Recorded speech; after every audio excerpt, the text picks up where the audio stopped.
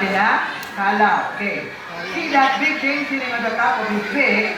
That is what we call a cat. So we believe it acts like a vibrating chamber to make their voices louder. And hornbills are quite chatty. They're all trained from a deep booming sound to brains like a donkey, toots, bellows, and cackle. And I know it's hard to see, but take a look. So hornbills have eyelashes. Meron silang pilik mata. Diba? Diba ma'am? Sana all. To make them cute and sexy. So Noy-Noy is combination of fruits, insects, and other smaller animals. So his beak is quite handy. He can pluck fruits from trees, just like our fingers, and Noy-Noy will show it how. Okay, so we have banana, grape, and watermelon. Okay, Lito, what is favorite fruit?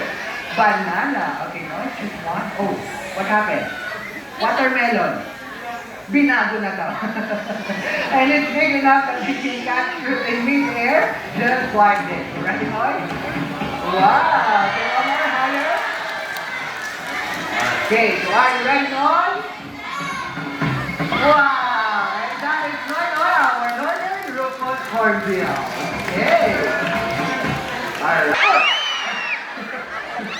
Careful. Okay, everyone.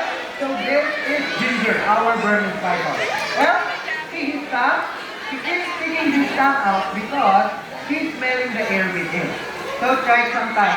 Ang hirap, di ba? And snake doesn't have eyelids or wala silang talukap. So which means their eyes are always open even when they are sleeping. But it's protected with a transparent scale we call spectacle, just like goggles and contact lenses. And see the beautiful pattern on his skin, it helps him to blend in perfectly with his environment, just like our tree branch over here. And we call it again, camouflage, okay? So folks, I have a silly question for you. Some people think snakes are slippery and slimy. Are they? No, yes, halo-halo. Sige, who's that slippery and slimy? Raise your hand. Ilan? Kuya Lito. Ay, Kuya Alan. 75. Ang galing ha. So, how about smooth and dry? Ayun, madami-dami ilan. Figure lang. 67 lang. Okay. How about colors? I don't know. Walang idea. Sige, ganito na lang. To find the right answer, part guys, I need a brave volunteer from the audience and... Perfect. Okay, I will do it, ma'am. Very pretty and lovely lady. Join me here.